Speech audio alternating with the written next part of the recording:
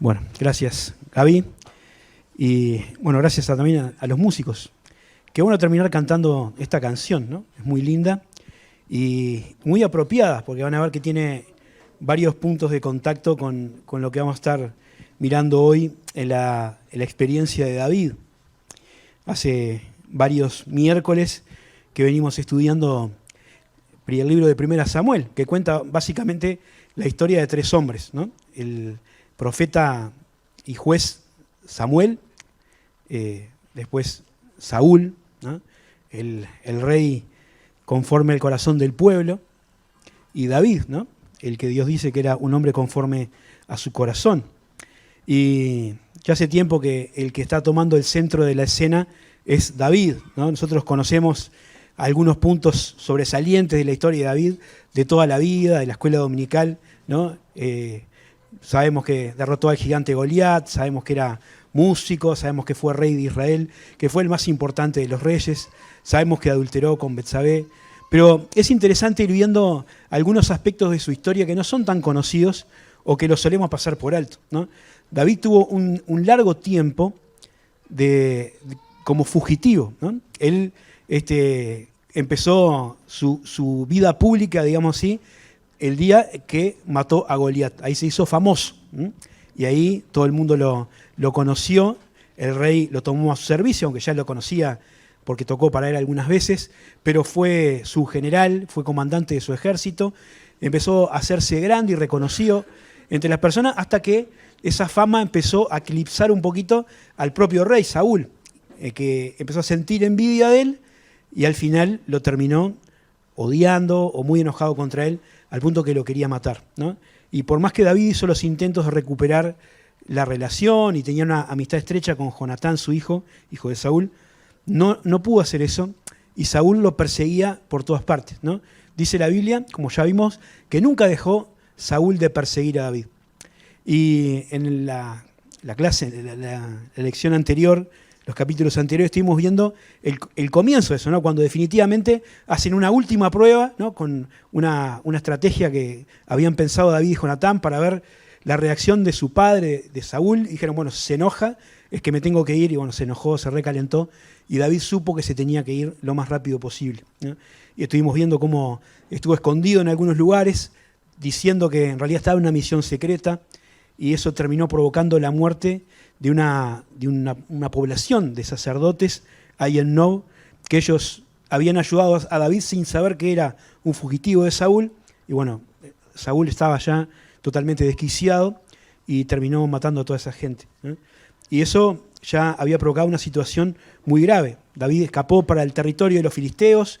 Cuando se dieron cuenta que era él, se tuvo que hacer loco para poder salir con vida. Y terminó viviendo en algunos lugares montañosos, escarpados, y empezó a juntarse gente que lo estaba siguiendo, ¿no? Vimos en la última parte de la charla anterior gente que estaba amargada, angustiada, endeudados, gente que había quedado como marginada de la sociedad. Empezaron a encontrar en David un líder y bueno, lo seguían para todos lados. Y vamos a ver hoy el capítulo 23 y si nos da el capítulo 24, que también nos cuentan algunos otros episodios de esta persecución constante que David sufría de parte de Saúl, ¿no? La escena la vamos a ver en tres lugares. Una es una ciudad, la ciudad de Keila, que ahora vamos a leer en 1 Samuel 23. Después algo más que pasa en el desierto de Zif. Nosotros estas cosas no nos sirven para mucho, esta información, pero si miran un mapa ahí en la Biblia van a ubicar más o menos que son regiones de la parte de Judá, ¿no? Donde más o menos ocurren todas las escenas. Y en el capítulo 24 también hay otra cosa que pasa en el desierto de Engadi, ¿no? En la primera parte, en la ciudad de Keila, vamos a ver a David dependiendo de Dios. En la segunda parte, en el desierto de Zif, vamos a ver a David liberado por Dios. Y en el capítulo 24, en el desierto de Engadi, vamos a ver a David honrando a Dios, si nos da el tiempo. Pero les leo, o leemos juntos, mejor, capítulo 23 de 1 Samuel, del versículo 1 hasta el 14. 23 del 1 al 14. Dice, dieron aviso a David diciendo, he aquí que los filisteos combaten en Keila y roban las eras. Y David consultó a Jehová diciendo, ¿iré a atacar a esos filisteos? Y Jehová respondió a David, ve, ataca a los filisteos y libra a Keila. Pero los que estaban con David le dijeron, he aquí nosotros en Judá estamos con miedo. ¿Cuánto más si fuéramos a Keila contra el ejército de los filisteos? Entonces David volvió a consultar a Jehová, y Jehová le respondió y dijo, levántate, desciende a Keila, pues yo entregaré en tus manos a los filisteos. Fue pues David con sus hombres a Keila y peleó contra los filisteos, se llevó sus ganados y les causó una gran derrota, y libró David a los de Keila. Y aconteció que cuando Abiatar, hijo de Ahimelech, huyó siguiendo a David a Keila, descendió con el efod en su mano. Y fue dado aviso a Saúl que David había venido a Keila. Entonces dijo Saúl, Dios lo ha entregado en mi mano, pues se ha encerrado entrando en la ciudad con puertas y cerraduras. Convocó Saúl a todo el pueblo a la batalla para descender a Keila y poner sitio a David y a sus hombres. Mas, entendiendo David que Saúl ideaba el mal contra él, dijo a Abiatar, sacerdote, trae el efod. Y dijo David, Jehová, Dios de Israel, tu siervo tiene entendido que Saúl trata de venir contra Keila a destruir la ciudad por causa mía. ¿Me entregarán los vecinos de Keila en sus manos? ¿Descenderá Saúl como ha oído tu siervo? Jehová, Dios de Israel, te ruego que lo declares a tu siervo. Y Jehová dijo, sí, descenderá. Luego David dijo, ¿me entregarán los vecinos de Keila a mí y a mis hombres en manos de Saúl? Y Jehová respondió, los entregarán.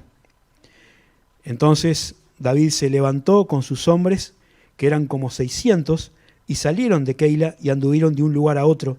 Y vino a Saúl la nueva de que David había escapado de Keila y desistió de salir. Y David se quedó en el desierto, en lugares fuertes, y habitaba en un monte en el desierto de Sif, y lo buscaba a Saúl todos los días, pero Dios no lo entregó en sus manos. Esta es la primera parte de la historia que quería considerar con ustedes para aprender o ver algo acerca de David dependiendo de Dios para sus decisiones, ¿no?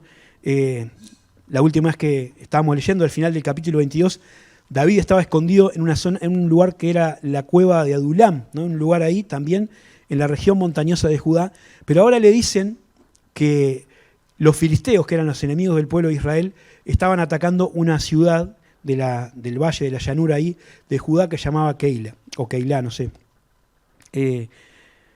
David no estaba ya cumpliendo funciones oficiales para el ejército, no tenía ninguna obligación ni ninguna responsabilidad formal de hacer algo con ese problema que estaban teniendo los ciudadanos de Keila. Lo más lógico era que David hubiera dicho a esos mensajeros que vinieron a él, vayan a decirle a Saúl, Saúl es el rey, Saúl es el que tiene el ejército, Saúl es el que tiene la responsabilidad de defender el país.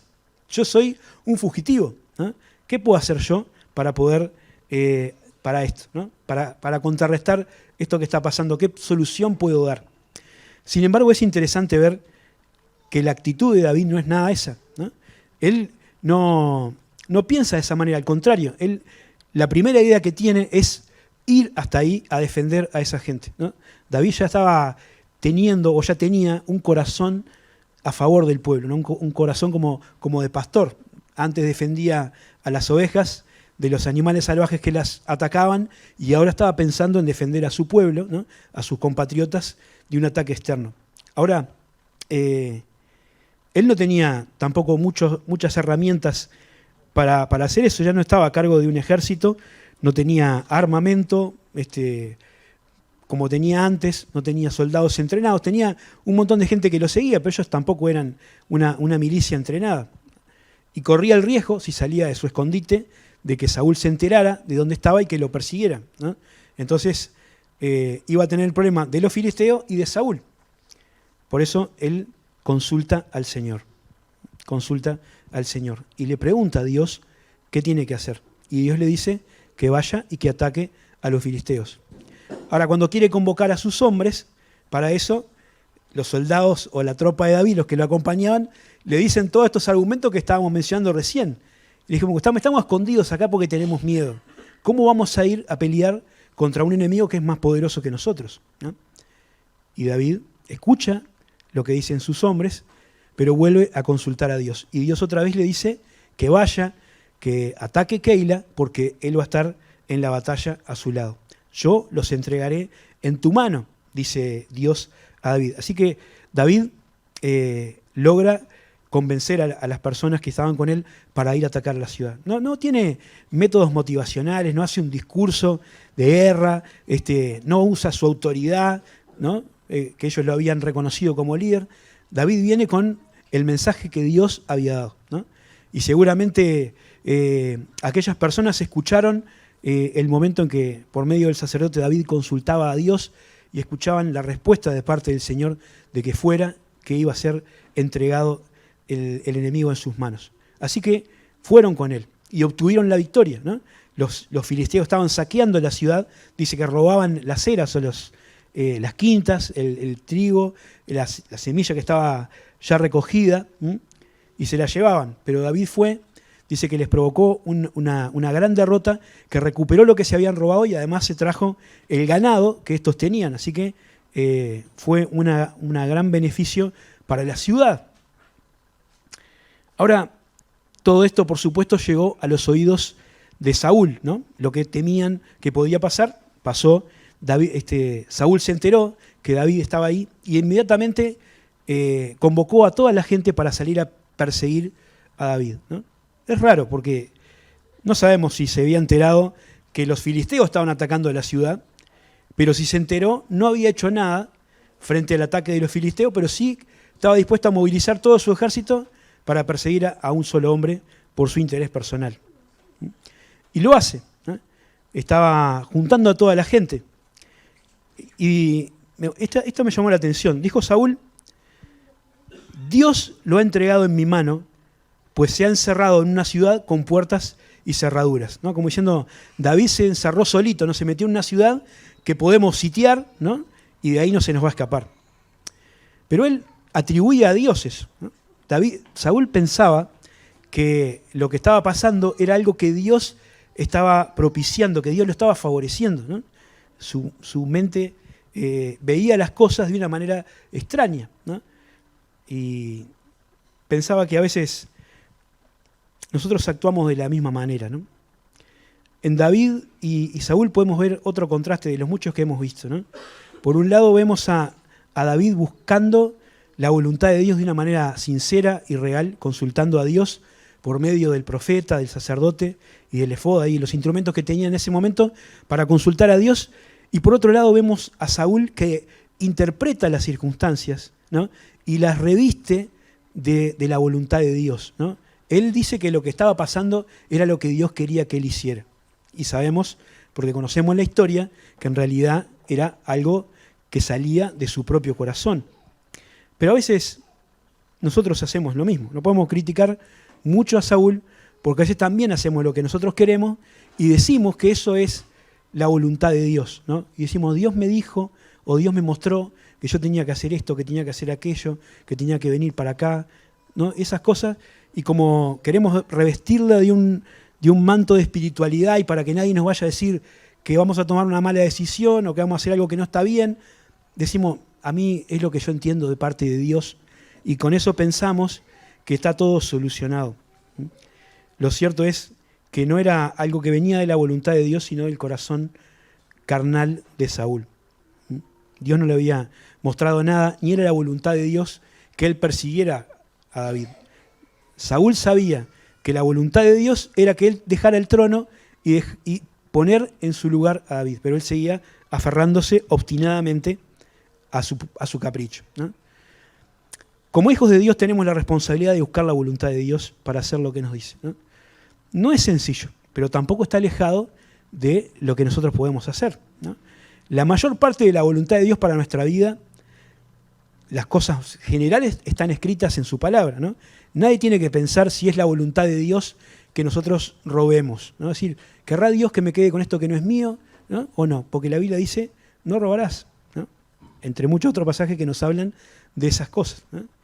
Y como eso podemos poner muchos ejemplos. Después hay otras cosas que de repente requieren alguna guía específica para decisiones personales más puntuales. Y ahí tenemos que buscar a Dios en oración y tenemos que tratar de entender cuáles son los principios que nos da la palabra para buscar una guía de su parte. Escuchar el consejo de hermanos espirituales, ¿no? Estar en sintonía con Dios.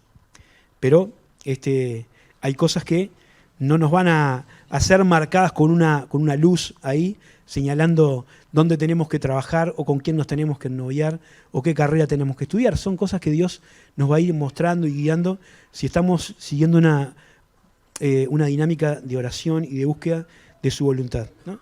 Y ahí, de repente, tenemos que poner y dedicar tiempo.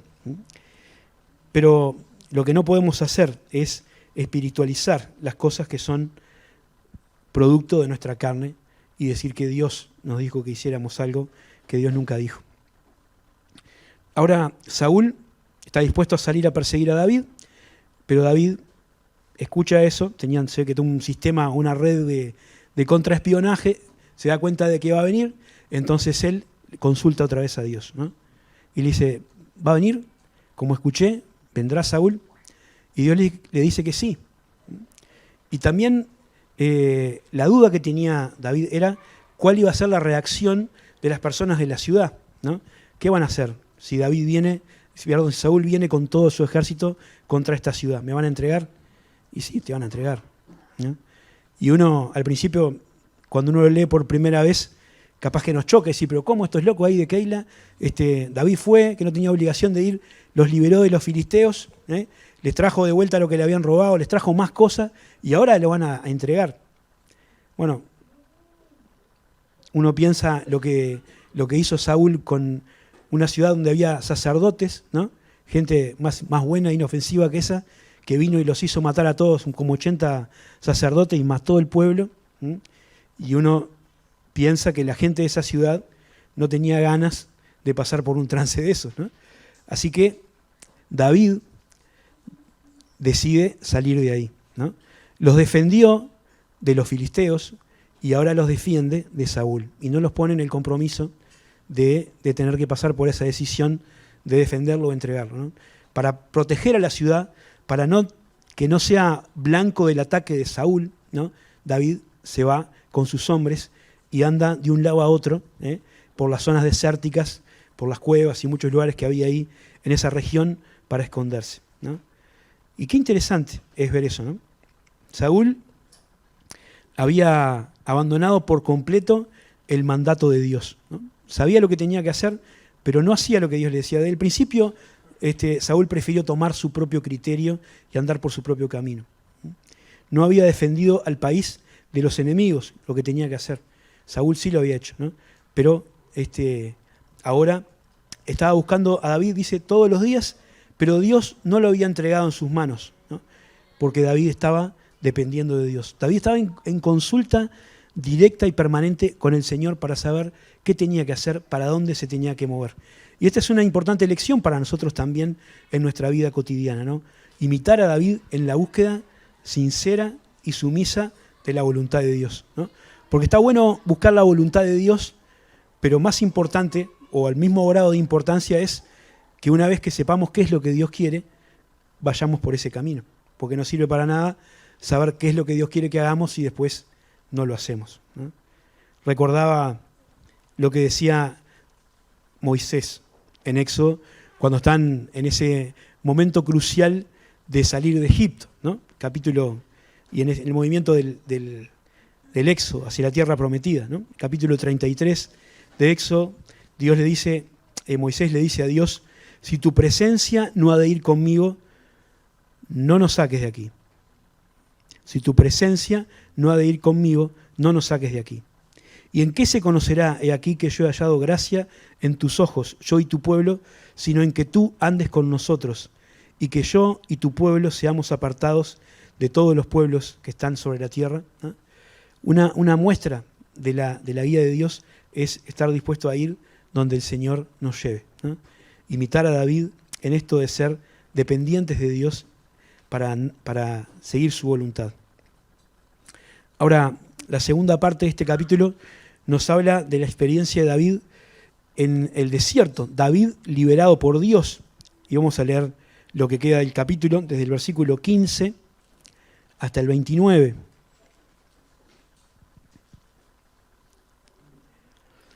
Dice el versículo 15, viendo pues David que Saúl había salido en busca de su vida, se estuvo en Ores, en el desierto de Zif.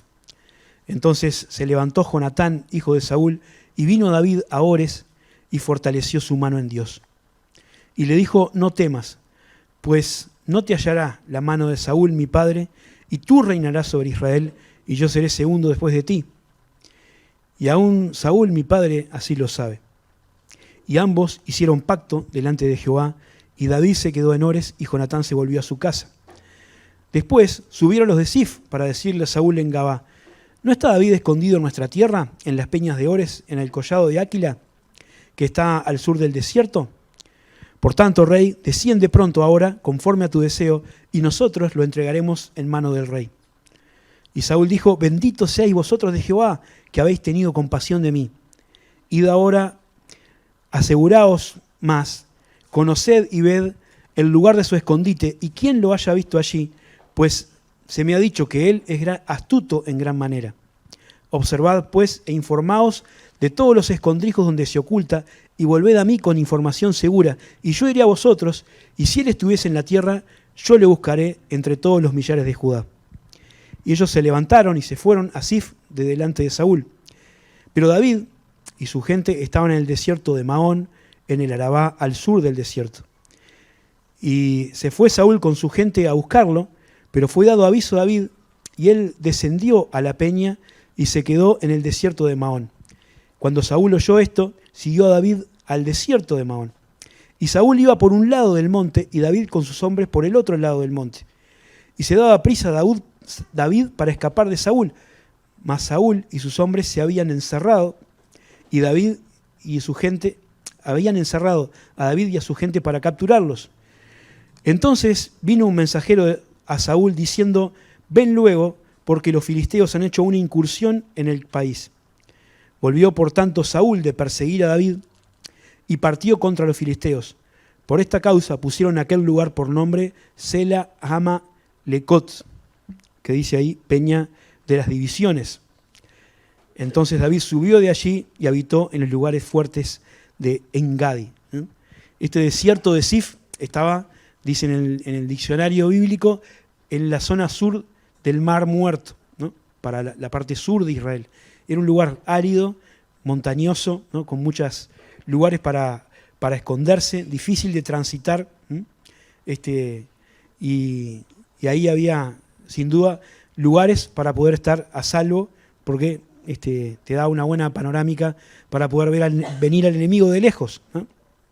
Ahora, Saúl no había podido encontrar a David, dice que el Señor no lo había entregado en sus manos, pero Jonatán no pudo encontrar, Jonatán su amigo, y se encontró otra vez con él, ¿no? ¿Se acuerdan que antes de despedirse ellos habían hecho un pacto, habían llorado juntos y se habían hecho promesas ahí de defenderse mutuamente y de defender y de proteger a la descendencia de cada uno, ¿no?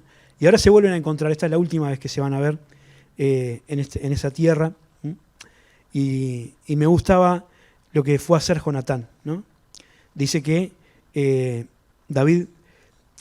Jonatán se encontró con David ahí en ese lugar donde estaba escondido, y miren lo que dice el versículo 17 creo que es, 16, ¿no? Dice, se levantó Jonatán, hijo de Saúl, y vino David a Ores y fortaleció su mano en Dios, ¿no? Otras versiones dicen, lo animó a seguir confiando en Dios, o lo animó a que su fe permaneciera firme en Dios. Interesante. Jonatán no podía hacer que su padre dejara de perseguir a David, ¿no? Había hecho lo que se podía, ¿no? Tampoco podía abandonar a su padre. Jonatán amaba a Saúl a pesar de todo, ¿no? Era uno de sus hombres de confianza, estaba en ese lugar, pero por otro lado su amistad con David lo hizo ir a donde él estaba para llevarle ánimo de parte del Señor, ¿no? Lo animó a permanecer firme en Dios, ¿no? Ya hemos hablado de Jonatán y hemos visto que es como el prototipo del amigo espiritual, ¿no? De esa persona que refleja una amistad sincera y que viene para traer un consejo sabio de parte del Señor. Le dice, no temas, ¿no? Porque no te hallará la mano de Saúl mi padre, y tú reinarás sobre Israel, y yo seré segundo después de ti. Y aún mi padre así lo sabe, ¿no? Eso que decíamos hace un rato, Saúl sabía lo que iba a pasar, sabía que la voluntad de Dios indefectiblemente se iba a cumplir, pero su obsesión lo mantenía en esa actitud de perseguir, ¿no? Y Jonatán viene para fortalecer la mano de su amigo, ¿no? Qué bendición tener amigos así, y qué bendición poder ser amigos con Jonatán, ¿no?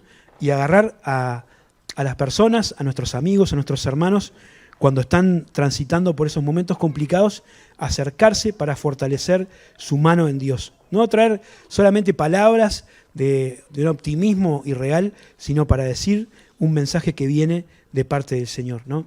Ustedes piensen que aunque David y Jonatán venían de familias distintas, de lugares muy distintos, tenían posiciones contrapuestas en ese momento particular, tenían la misma visión de lo que Dios iba a hacer, ¿no?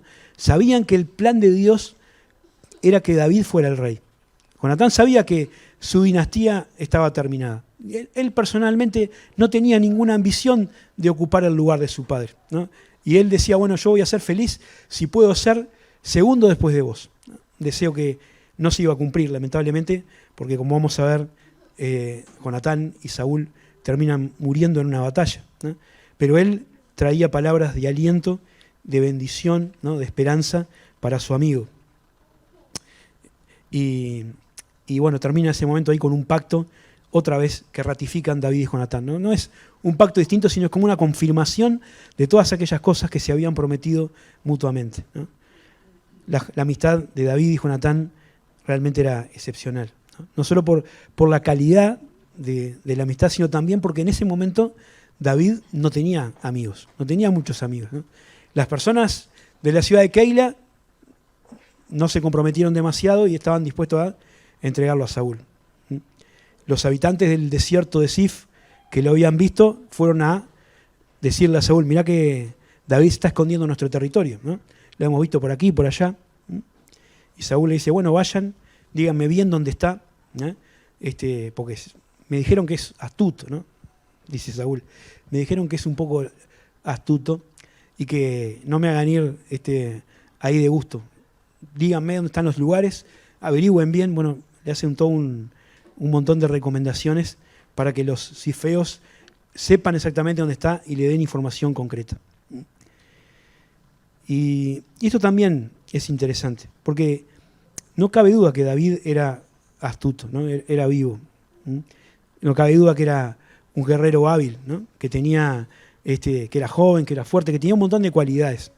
Pero la Biblia nos muestra que lo que mantenía a David con vida, lo mantenía un paso adelante de Saúl, lo que lo había ayudado a derrotar a sus enemigos, no eran todas esas cosas humanamente hablando tenía David, sino era Dios que estaba con él, ¿no? La vida de David se sustentaba en Dios. Y dice, si ustedes ven acá en las referencias de la Biblia, que el Salmo 54 fue escrito por David en este tiempo, ¿no? El Salmo 54 dice que es un masquil escrito por David cuando vinieron los sifeos y dijeron a Saúl, ¿no está David escondido en nuestra tierra? Y en ese salmo dice David, oh Dios, sálvame por tu nombre y con tu poder defiéndeme. Oh Dios, oye mi oración, escucha las razones de mi boca, porque extraños se han levantado contra mí y hombres violentos buscan mi vida. No han puesto a Dios delante de sí. He aquí, Dios es el que me ayuda. El Señor está con los que sostienen mi vida. Él devolverá el mal a mis enemigos. Córtalos por tu verdad. Voluntariamente sacrificaré a ti, alabaré tu nombre, oh Jehová, porque eres bueno. Porque el Señor me ha librado de toda angustia y mis ojos han visto la ruina de mis enemigos. David no zafaba por su astucia, o por lo menos no zafaba solo por su astucia y por sus habilidades. Él era librado por Dios. David había confiado en Dios, ¿no? Dependía de Dios para su vida y por esa razón David estaba siendo librado una y otra vez de la muerte, ¿no?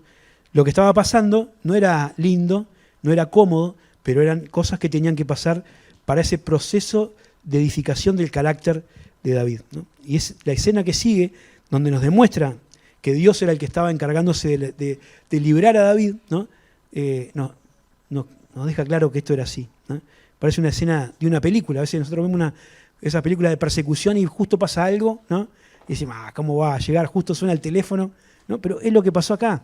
Dice que estaban cerquita uno del otro. David iba por un lado de la montaña, Saúl y su ejército iban por el otro, estaban como enfrentados de un lado y de otro, y estaban a punto de ser atrapados. David y sus hombres ya no tenían para dónde escapar, ¿no? Y en ese momento, in extremis, como se dice, llega un mensajero y le dice, los filisteos están atacando. Así que Saúl no tiene más remedio que llamar a su ejército, dejar de perseguir a David y arrancar para enfrentar a los filisteos en otro lugar, ¿no? Sin duda fue una liberación milagrosa de parte de Dios, pero no fue una casualidad, ¿no? Sino que Dios tenía armado, ¿no?, todo ese escenario para mostrarle a David que él era el que estaba cuidando de su vida. Y creo que una de las cosas que podemos aprender de David en esta parte del pasaje es esa comprensión espiritual que él había llegado a tener. Él sabía que no estaba siendo librado por su habilidad y por su viveza, sino que era Dios el que lo cuidaba. El versículo 4 del Salmo 54 dice, «He aquí Dios es el que me ayuda, el Señor está con los que sostienen mi vida». En otra versión dice, «El Señor es el que me mantiene con vida». Dios era el que lo cuidaba. Y qué bueno que nosotros podamos entender también lo mismo, ¿no? Vivimos en una sociedad que constantemente nos anima a confiar en nosotros, ¿no? A que miremos nuestras capacidades, nuestras habilidades, a que pensemos en nuestras prioridades, que tengamos nuestros sueños, que luchemos por lo nuestro, ¿no? Demasiado yo hay ahí, ¿no? Demasiado nosotros en primer lugar. Y no está mal que tengamos metas, no está mal que tengamos una autoestima adecuada, pero es fundamental que recordemos que el Señor es el que sustenta nuestra vida, que Dios es el que nos da todas las cosas que nosotros tenemos y disfrutamos. Como dice Santiago, toda buena dádiva y todo don perfecto desciende de lo alto del Padre de las luces. Dios es el que nos sostiene, ¿eh?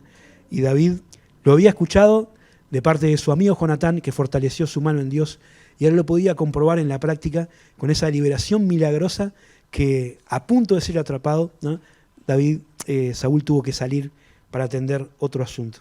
Así que qué bueno que nos podamos animar en el Señor, ¿no?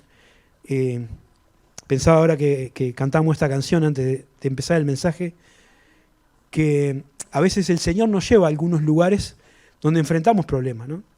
Esta canción dice, tú nos has traído hasta aquí, y uno puede pensar en eso y decir, como decía Samuel, hasta aquí nos ayudó el Señor, pensando que estamos en un buen lugar. Pero David podía decir, Señor, tú me trajiste hasta aquí, ¿no? Estaba en el aprieto, había llegado confiando en Dios, pero el Señor no lo dejó tirado. El Señor lo ayudó, que el Señor lo salvó de la muerte y le fue mostrando que él debía confiar en Dios para seguir adelante, ¿no? Vamos a dejar el capítulo 24 para la próxima y vamos a ver ahí cómo David honra a Dios en una decisión difícil que le tocó tomar, pero lo veremos el miércoles si Dios quiere.